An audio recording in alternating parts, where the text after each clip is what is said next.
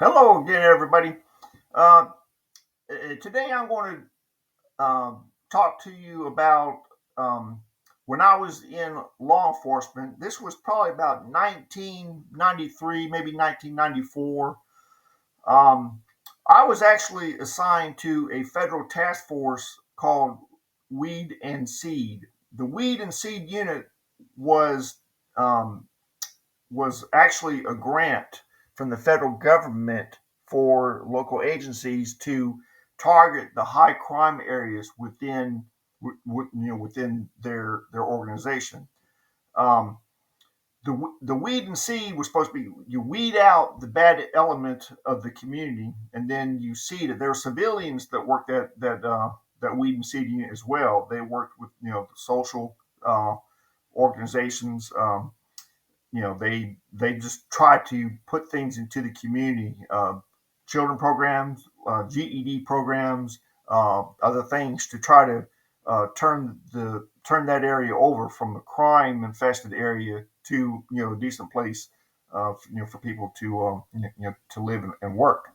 Well, this weed and seed unit was one of 21 weed and seed units in the country. We were the only one that actually, we were the only, Charleston County was the only county in the nation that had two separate weed and seed units. City of Charleston Police Department had a weed and seed unit, which targeted their high crime areas.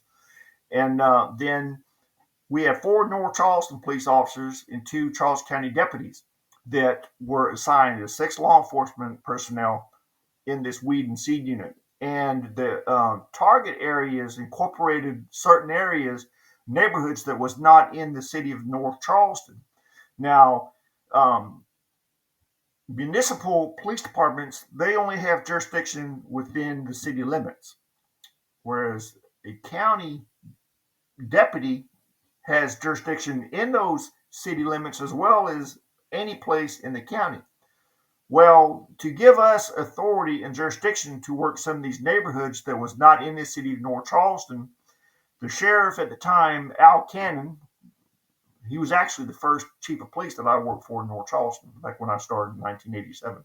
But anyway, he issued the four North Charleston police officers a Charleston County Sheriff's Office Metro card, giving us jurisdiction to patrol and arrest powers in areas in Charleston County that was not incorporated in a city, in the city of North Charleston. Well, this weed and seed unit had certain areas that, like I said, were target areas. The target areas was, I think the federal government was actually involved in assigning the target areas. Well, there were certain neighborhoods that was not in the city of North Charleston that turned out to be in this target area.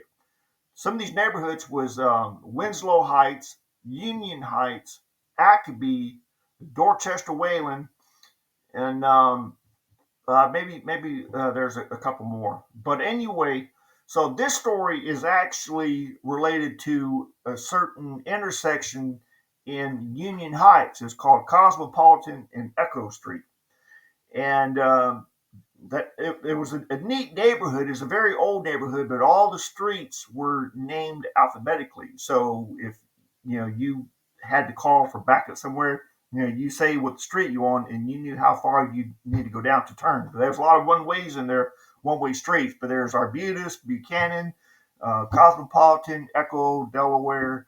Uh, uh, uh, yeah. Anyway, I can't remember all the streets. It's been so many years ago. But anyway, the this certain intersection had a vacant lot on one of the corners. There used to be a house there, but the house burned down probably 2 or 3 years before we started patrolling in there. And the only thing left in that vacant lot was the steps where the house used to be. Well, drug dealers used to hang out on that property and run out in the street, when cars went by or people walking by, and sell the drugs. Well, guess what? They kind of had a little protection because the police didn't have authority, according to South Carolina state law, didn't have authority or jurisdiction to go on that private property to, like stop and frisk and, do field interview cards and stuff like that. The state law says there had to be a jurisdiction sign. Said no trespassing. Police has jurisdiction on this property. Well, our corporal at the time was David Bollinger. He ended up retiring as a captain, as a bureau commander. He did well. He had an idea for us to go ahead and put a sign out there. But before we could do that, we had to have permission from the property owner. I don't remember how this came about. I don't know how he contacted the property owner, but we actually had authorization from the property owner of that vacant lot to post a sign out there: no trespassing, police have jurisdiction. Well, we put a pole out there. It's probably maybe 3 foot in the ground and like 5 foot high, with a sign, a great big sign, no trespassing, police have jurisdiction. Well, guess what? Every Monday or Tuesday when we went back, went back to work, and went in that neighborhood, the sign was torn off. The pole was laying on the ground. Sometimes it was gone. The whole pole was gone. They pulled it out the ground and take it. They knew that if it wasn't posted, that we couldn't go on that property and hem them up. Well, David had a great idea, and I don't know if he used his own money or if he actually got a business to donate a 20-foot pole. I think is either 16 or 20-foot pole. For some reason, I'm thinking it was 20 foot. That was a long pole. It was about three and a half inches in diameter. And we went out there one day, I think on like Friday, and we dug a hole in the ground, and we put the base of the pole in the ground. I think 4 feet, and we had the jurisdiction sign on top of the pole, way up in the air, 16 feet in the air. Well, guess what? When we went out there, the day or two later, the sign had been torn off the pole. Somebody shimmied up that pole and tore that sign down. Well, David had a good idea. We decided to put axle grease on that pole to make it slippery. Well, at that time, I had 87 GMC Sierra Classic 4x4. Two-tone, red and black, great truck.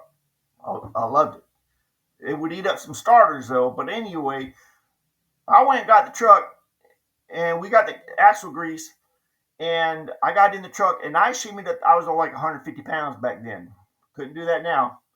But shimmied up the pole, put another sign up there, and I kept going up and down the pole and spreading axle grease up and down that pole, all the way down to like maybe 4 foot off the ground. Took a whole gallon of axle grease on it to spread it around that pole. Well, a day or two later, we went out there. Guess what? That sign was still up there. And you could see handprints on that pole where someone had tried to shimmy up and they kept sliding down the pole. And that sign was there probably for 3 or 4 years later. In the mid 2000s, I was a road sergeant, and I used to drive through Union Heights sometimes and look at that sign that we put up there. But anyway, Union Heights isn't anything like it was back then. And I went through there probably, well, actually, I go there quite a bit now that I drive Uber and Lyft. And the sign's not there, the pole's gone, but it's not such a rough area anymore. Maybe we did some good. I hope so. But anyway, I just thought that you might like to hear that story. And we'll see you next time. Hopefully, I'll have another interesting story for you.